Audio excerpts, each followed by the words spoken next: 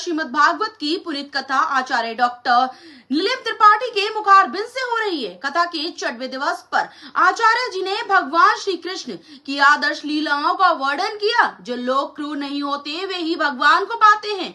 यही अक्रूर शब्द का अर्थ है कृष्ण बलराम जी का मथुरा आगमन। कुब्जा का प्रसंग और कंस के उद्धार की अद्भुत कथा को सुनकर लोग प्रसन्न हुए। भगवान का यज्ञोपवीत सांदीपनी जी के गुरुकुल उज्जैन आकर पढ़ने की कथा, उद्धव जी का ब्रज यात्रा, भगवान का कुब्जा प्रसंग, जरासंध से युद्ध का वर्णन, द्वारिकापुरी का निर्माण, काल यवन का उद्धार और रुक्मणी हरण का पावन प्रसंग सुनाकर भगवान के विवाह की दिव्य लीला का वर्णन हुआ।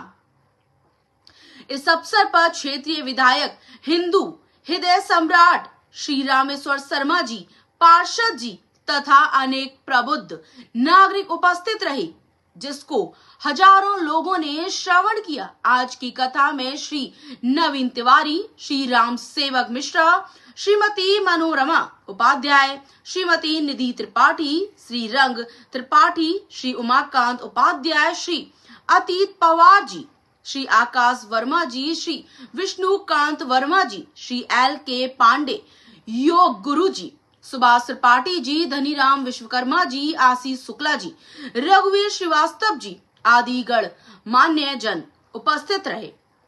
इस अवसर पर दानिश हिल्स, आशीर्वाद कॉलोनी एवं बंजारी कॉलोनी के हजारों हजार परिवार सम्मिलित हो रहे हैं और विश्व शांति तथा पितृ मुक्ति के लिए आशीर्वाद प्राप्त कर रहे हैं।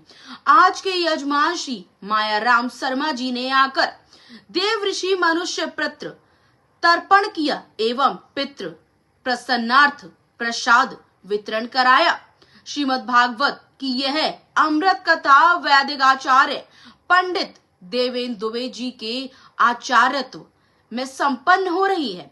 पंडित राजेंद्र बिदुआ शास्त्री जी श्रीमद् भागवत जी का सप्ताह पारायण कर रहे हैं।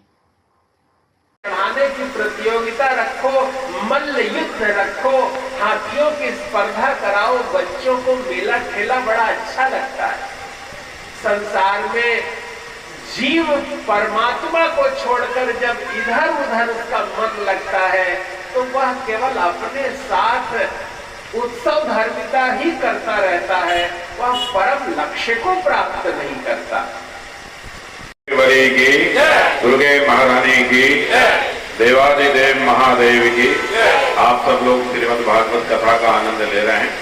हम और आप सब परमात्मा से यही प्रार्थना करें कि उसके नित्य नूतन जो पवित्र हैं, जो उनके कार्य हैं, जिनके आधार पर हिंदुस्तान चल रहा है, आज हम लोग 1-2 शताब्दी, 3-4-5 शताब्दी वाले लोग नहीं हैं।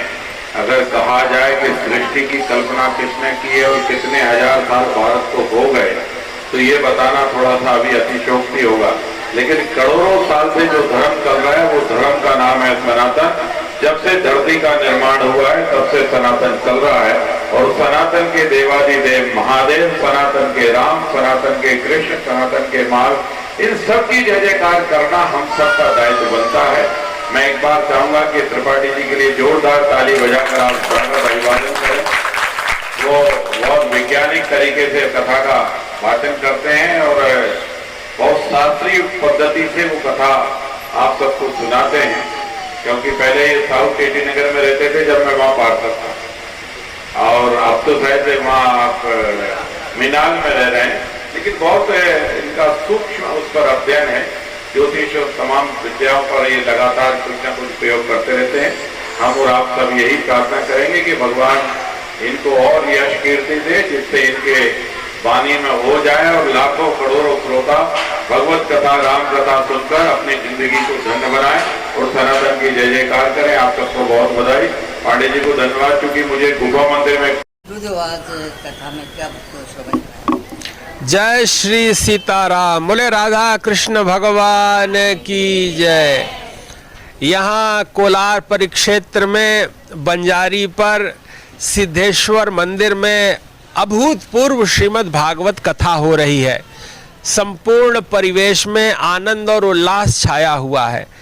आज 6वें दिन की कथा है जिसमें भगवान श्री कृष्णचंद्र की दिव्य लीलाओं का वर्णन हुआ। अक्रूर जी कृष्ण जी को लेने जाते हैं, जो क्रूर नहीं है वही तो कृष्ण जी को ला पाता है।